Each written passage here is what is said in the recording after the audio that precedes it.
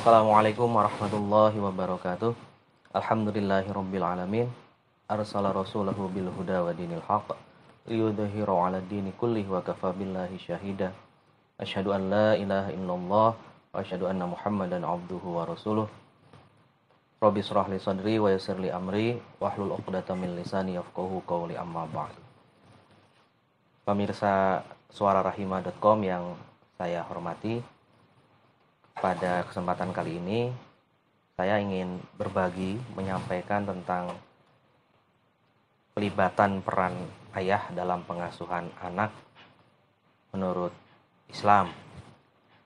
Secara sederhana kita dapat memahami bahwa berkeluarga, membangun mahligai pernikahan, suami dan istri itu bertujuan menikah adalah untuk berketurunan salah satunya. Tapi tidak hanya untuk berketurunan saja, melainkan juga menghasilkan keturunan atau anak-anak, putra-putri yang soleh dan solehah. Sebagaimana kita sangat memahami dan sering kita amalkan doa dari beliau Nabi Ibrahim alaihissalam, Rabbi habli minas sholihin, bahwa kita berharap memohon kepada Allah untuk dianugerahi, diberikan anak yang soleh dan juga solehah. Nah, oleh karena itu membangun, mendesain keluarga yang sakinah, mawaddah, warahmah, salah satu bagian integral di dalamnya adalah memiliki keturunan yang soleh dan solehah. Di sini diperlukan kerjasama, diperlukan peran yang saling membantu, bahu-membahu antara suami dan istri atau antara ayah dan ibu. Tidak melulu mendesain atau mendampingi anak menjadi anak yang berkepribadian baik, berakhlakul karimah, cerdas, pintar, paham ilmu umum dan ilmu agama dengan baik, itu adalah melulu peran seorang ibu.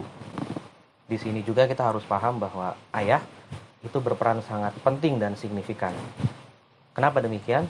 Karena dari seorang ayah, seorang anak itu dapat motivasi, dapat kepercayaan diri, dan juga dapat membangun relasi sosial yang luas dengan sekitar, yang membangun kesetaraan dengan teman-teman sebaya, bahwa dia sebagai seorang anak, baik laki-laki maupun perempuan, memiliki kemampuan, memiliki bakat, minat, potensi yang perlu digali.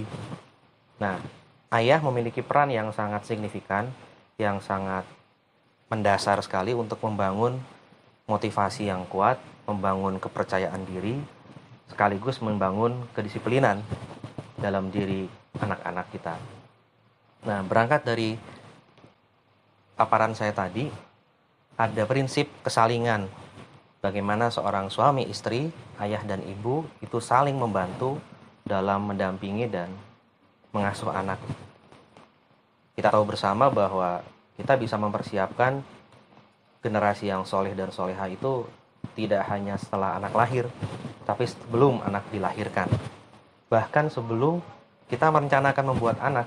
Nah, jadi seorang suami ketika hendak bertemu dengan istrinya, hendak merencanakan membuat anak, tentu harus banyak mengamalkan hal-hal yang baik, bahkan membaca doa-doa yang baik, berikhtiar suami istri untuk kemudian bertemu, menghasilkan keturunan yang soleh dan solehah tadi. Nah, kita bisa mendawamkan doa-doa Nabi Ibrahim yang lain, Rabbana hab lana min azwajina wa dzurriyyatina qurrata a'yunin waj'alna lil muttaqina imama. Bahwa kita berharap Allah itu menganugerahkan, menurunkan kepada istri kita, anak-anak kita itu yang qurrata a'yun, yang menjadi penyejuk hati, penyejuk mata di keluarga. Dan harapannya ke depan kita pun mendapatkan para pemimpin yang bertakwa, yang melindungi kita, yang baik kepada kita, yang baik kepada anak-anak kita di masyarakat, di tempat mereka bekerja, dan juga di relasi sosial yang lebih luas. Nah, pelibatan peran ayah dalam mengasuh anak ini harus kita pahami secara sosial, bahwa masyarakat kita itu masih banyak yang menganggap peran untuk mengasuh anak itu adalah peran ibu tadi. Padahal peran ayah di sini sangat signifikan, sangat mendasar sekali seperti yang tadi sudah saya paparkan, yaitu seorang ayah bisa menjadi teman, bisa menjadi sahabat dari anaknya. Seorang ayah itu bisa membangun relasi yang mungkin lebih cair dengan anak-anaknya. Kenapa? Karena seorang ayah mesti itu memiliki karakter yang mampu mendewasakan anak dalam berbagai keadaan. Kita tahu bahwa ayah itu harus berperan menjadi seorang perencana yang baik, memiliki pengorganisasian terhadap berbagai hal yang baik sebagai kepala keluarga, dan juga memiliki kemampuan untuk mengambil keputusan-keputusan penting bagi keluarga. Ketika anak dibiasakan untuk membangun hal-hal tersebut, menciptakan kemandirian, dimotivasi untuk selalu berkembang, dan menggali terus potensi minat dan bakatnya, anak akan menjadi seorang pribadi yang tangguh, anak menjadi seorang pribadi yang mampu untuk bersaing secara positif dalam tanda petik, dan ini adalah tujuan dari pelibatan ayah dalam mengasuh anak. Kita tahu bahwa saat ini di masyarakat kita, lingkungan itu bukan hanya lingkungan yang sifatnya fisik ya, lingkungan yang sifatnya kasat mata, tapi juga lingkungan yang sifatnya artifisial atau digital. Kita tahu bahwa ayah ini harus punya peran yang sangat luar biasa dalam menghandle ini pula. Bagaimana kemudian anak diarahkan untuk menggunakan teknologi informasi, HP, smartphone, tablet, dan sebagainya dengan baik. Bagaimana kemudian ayah memberikan contoh. Ayah memberikan contoh dan juga memberikan panduan. Bekerja sama, saling membahu, dan membantu dengan ibu, seperti itu. Bagaimana anak diarahkan untuk tidak terjerumus dan menjadi pengguna smartphone, HP, sosial media yang tidak baik, seperti itu. Nah, ketika terjadi pelibatan peran ayah yang cukup luas dan juga mendasar ini, saya berkeyakinan dan kita pun sama-sama akan memiliki keyakinan kuat bahwa anak yang soleh dan solehah tadi itu akan terbangun. Nah, tapi sebelum itu semua kemudian dilakukan, kita merujuk kembali kepada Al-Quran. Bagaimana seorang yang alim dalam Al-Quran, yaitu Luqmanul Hakim, sering berwasiat menyampaikan kepada anak-anaknya yang kita bisa baca dalam surat Luqman ayat ke-12 sampai 19. Kita bisa melihat di ayat 12 misalnya kan, walaqad ataina Luqmanal hikmata anishkur lillah wa may yashkur fa innama yashkuru li nafsihi wa man kafara fa innallaha ghaniyyun hamid. Bagaimana ayah itu mengajarkan kepada anak-anaknya untuk selalu membangun rasa syukur, membangun rasa terima kasih, baik kepada Allah, kepada Tuhan, kepada keluarga, pada orang tua terutama, dan kepada sekitar.